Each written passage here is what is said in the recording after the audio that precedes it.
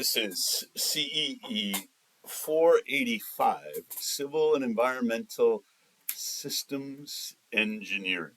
And I want to give you a little bit of an introduction to the course and how it's going to work. We don't use Canva in this course, we use critviz.com, CRITZ.com. There's an enrollment code. I just emailed it out. So check your email for that code or search for CEE485 to find the course and sign up. It costs you $6. There are some additional costs to the course. This one has a book. The course in general is an extension of engineering business practices, also called CEE300. We're going to go over some finance. We're going to go over what's called systems optimization. I'll talk about that a little bit more. And unlike engineering business practices, the first half of our semester together is going to be guided by a book called Civil and Environmental Systems Engineering by Ravel, Whitlatch, and Wright. The book looks like this. So this is the blue hardcover version. It's in the second edition. The book's probably 20 years old, and buy it used. It's very expensive when you buy it new. It on Amazon or other book resellers to see if you can get a good deal. There is another version of the book. This one, soft cover. It is in white. The text is the same. The problems are the same. Some of the chapters are missing. And so they have different chapter numbers. It's a little bit more difficult to reference. I'm going to be referencing problem numbers and chapters from the blue version of the book. But if you can find this white version, it's a lot cheaper in paperback, and you're welcome to use it too. So the first month of the class is going to be a review of a lot of the things that we've already gone over in engineering business practices, namely finance. This is the time value of money, cash flow diagrams, the decision between alternatives, doing a little bit of inflation, probably not a lot of taxes and depreciation, but it will be a review of the financial perspective on civil engineering works. And there's a good reason for it. Engineering systems is a design class. It's not an analytic class. There is analysis, but it's not a science or a mathematics class. It is a design class. And the difference is this.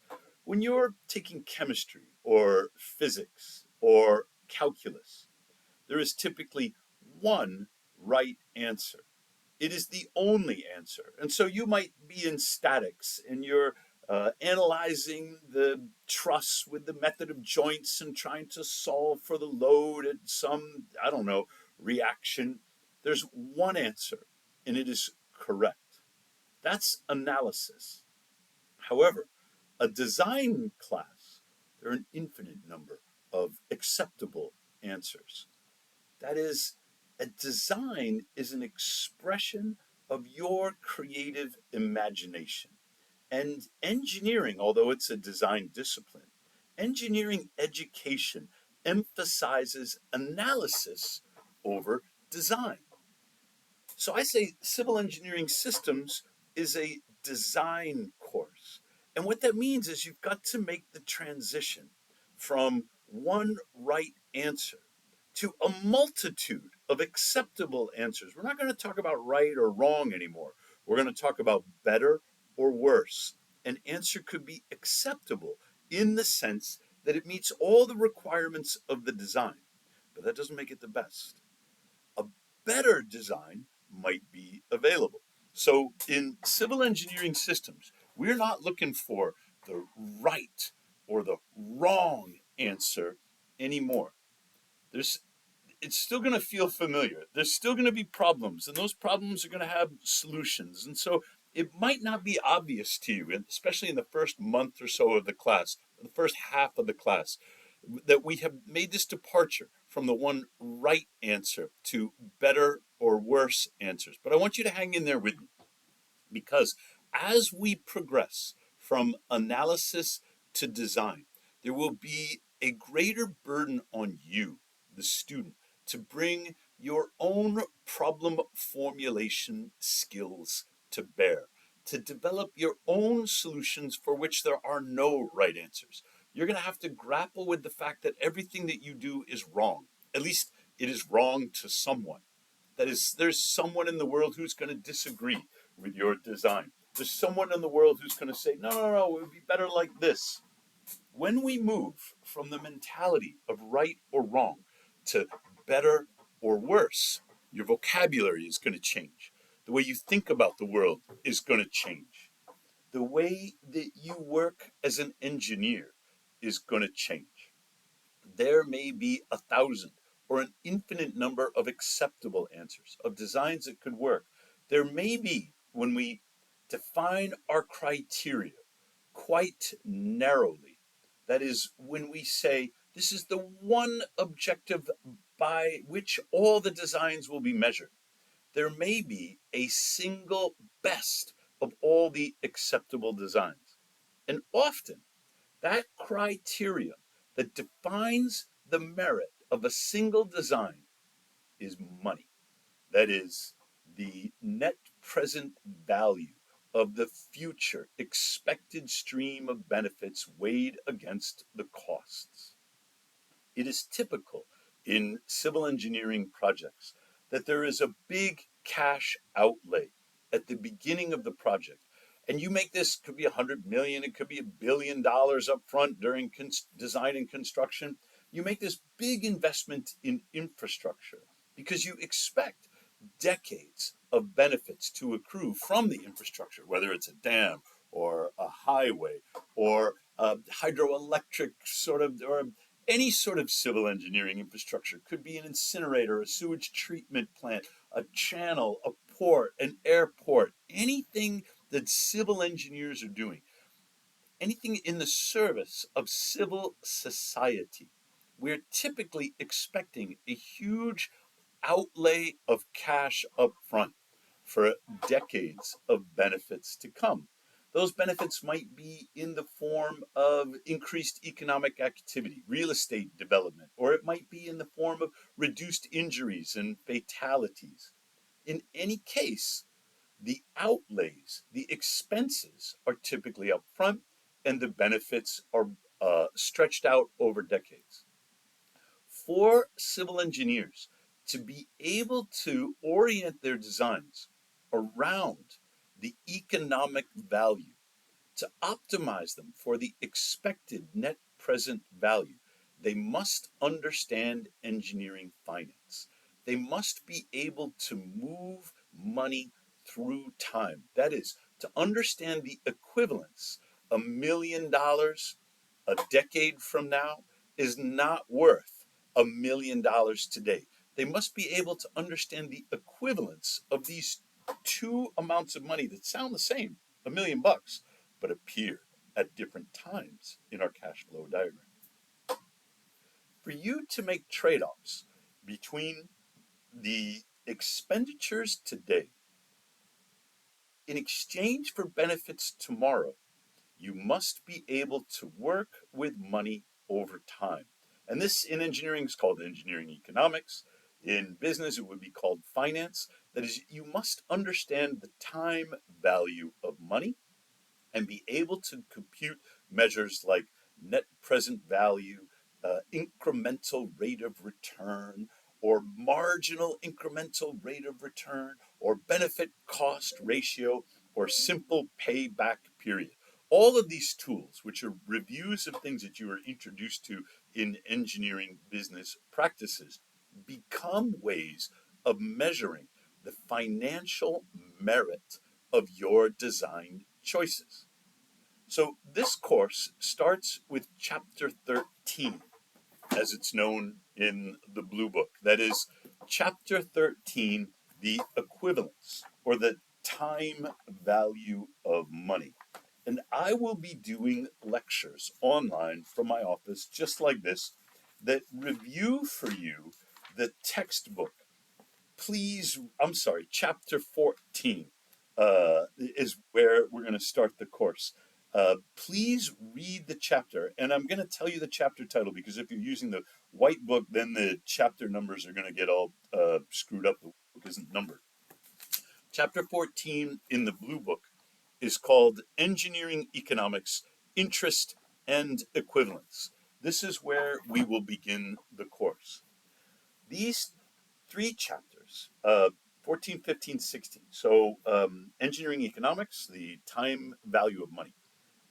15, choosing between alternatives. And 16, inflation, taxes, a little bit of depreciation. These three chapters do not really embody the spirit of the systems course.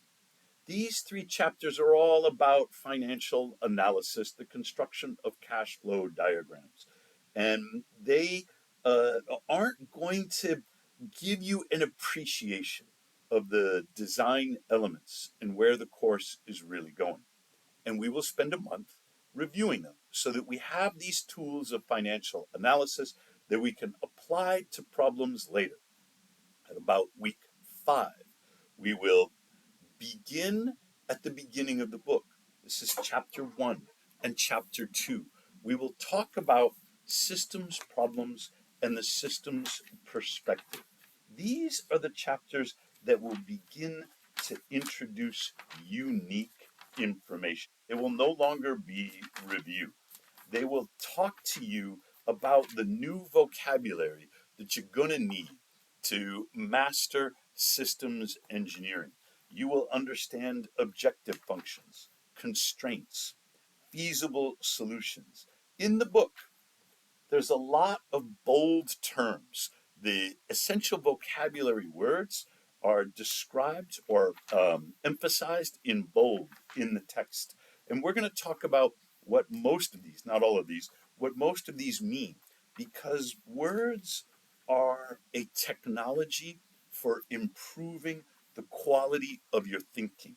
To be able to think in a systems way, you must master the new vocabulary of systems engineering.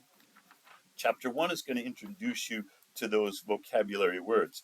Chapter 2 is going to do a similar thing. Talk to you about models and the way to use systems analysis, models in civil and environmental engineering, to give you an appreciation of the systems perspective, and in particular, how to formulate problems.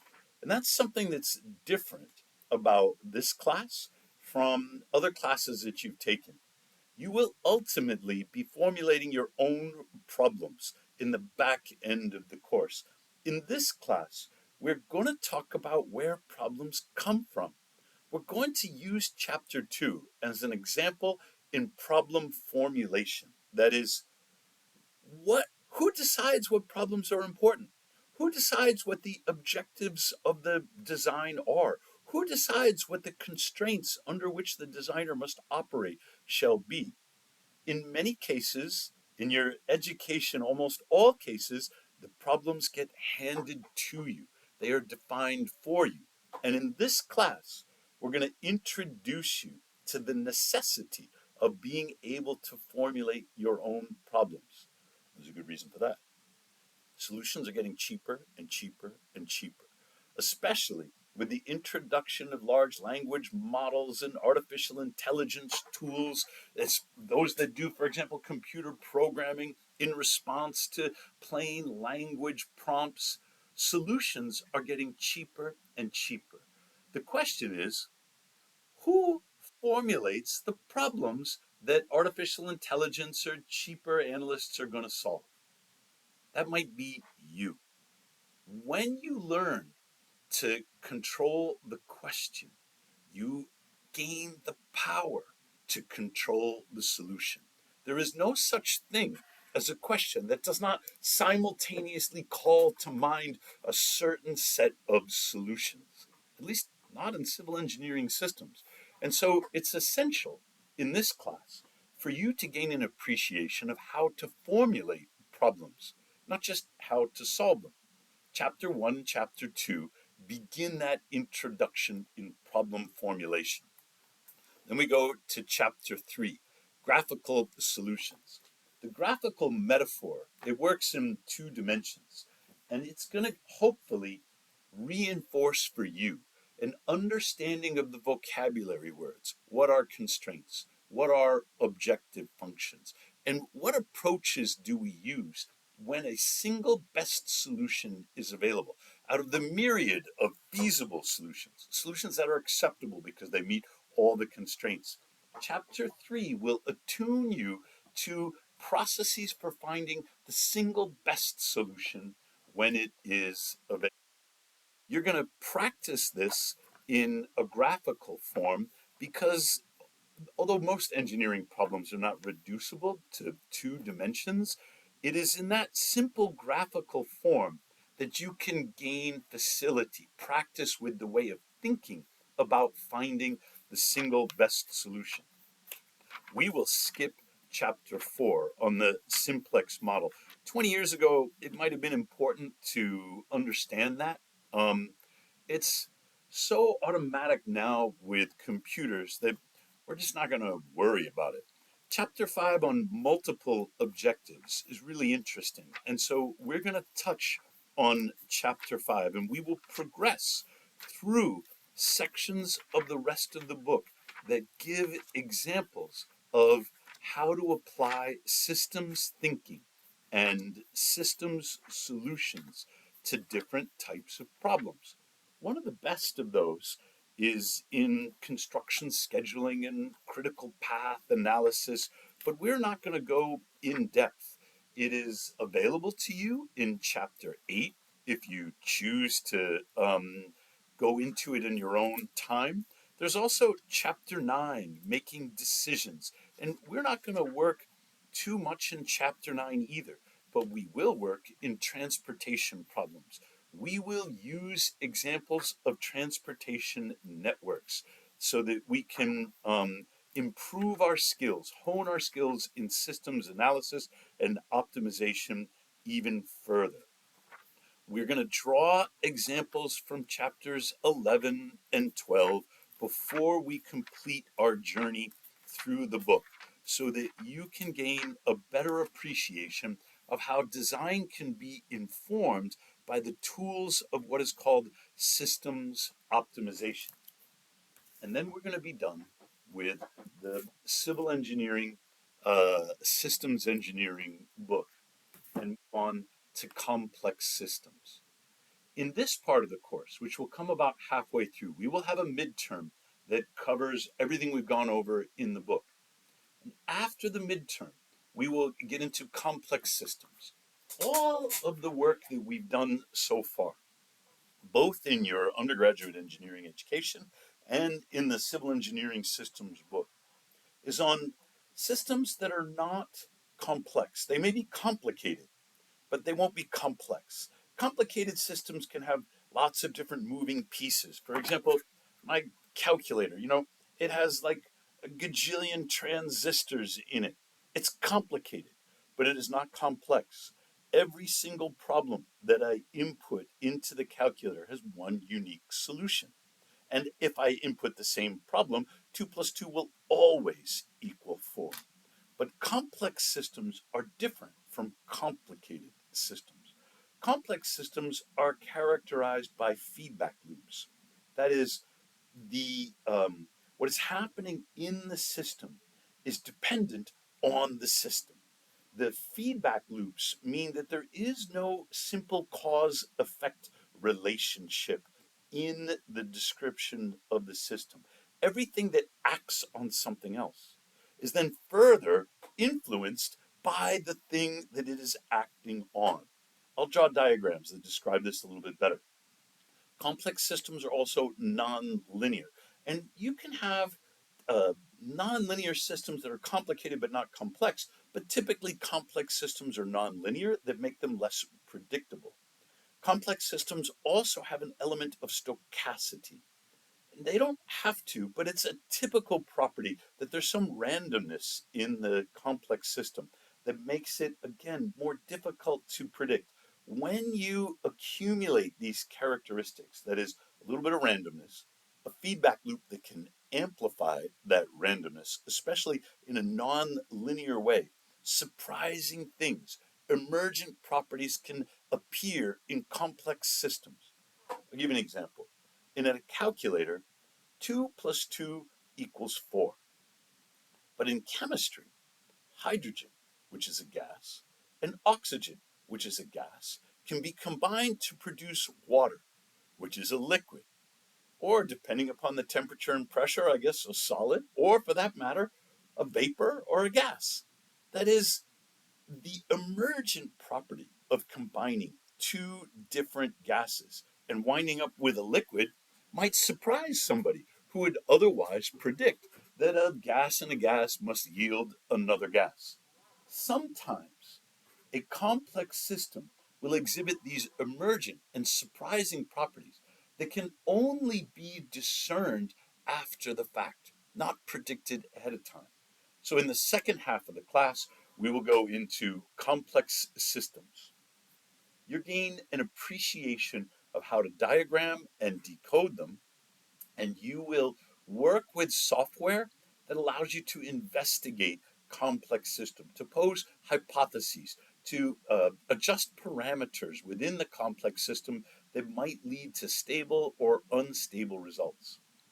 It's important because every civil engineering work is embedded in a complex system. The economy is complex, society is complex, political systems are complex, healthcare is complex, education is complex, real systems are complex. It is only the engineered systems separated from reality, like the calculator, that can be complicated but not complex. Because every civil engineering work is embedded in complex systems, it behooves us, before you graduate, to gain an appreciation of what complex systems are and how to work with or decode them. Finally, we have a special project in resilient infrastructure systems. This is a complex systems game in which you will take on the role of managing infrastructure in a crisis. Your behavior in the game, that is, the decisions you make and the way you allocate resources, will cause the system to either perform well or perform poorly. If the system is degraded, you will make decisions about how to repair it or restore it. And you'll make these decisions under duress. So you will adopt the posture of a civil engineering infrastructure manager working in a crisis situation, confronting the trade offs and the uncertainties that are inherent in complex systems, so that you can gain an appreciation of the difficulty that civil engineering managers face during the use phase. That is, the design is always a hypothesis. We don't know how a civil engineering infrastructure design is going to perform. We don't know all the conditions to which it will be subjected. Therefore, in this game, you will simulate the use phase. The testing of the hypothetical infrastructure is in its use. Is it up to the task? How does it fail? And when it fails, can it be restored economically, quickly, safely, in a way that preserves the function of the infrastructure on which civil society depends? You will write up your thoughts and your reflections on the game, especially as it relates to current events. Whatever crisis it is of civil engineering infrastructure that is happening at the time, the game and the course is intended to give you further insight into how civil society depends, is supported by the civil engineering works that your career will design, maintain, build, and rebuild. In summary, you can sign up for CritViz, use the enrollment code in your email inbox, get your credit card out and spend the $6. You will find a link to the syllabus in the CritViz homepage. All of the assignments and the videos that I do like this will be posted in CritViz.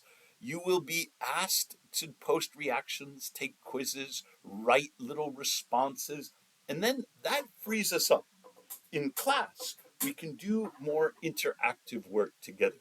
We can do group work, teamwork, interactive exercises. We can have live discussions about our reactions and our ideas. And we can play games that simulate the activities of professional civil engineering designers and infrastructure managers. In this respect, our classroom will be flipped, if not 100%, to a greater extent than I've done it in the past.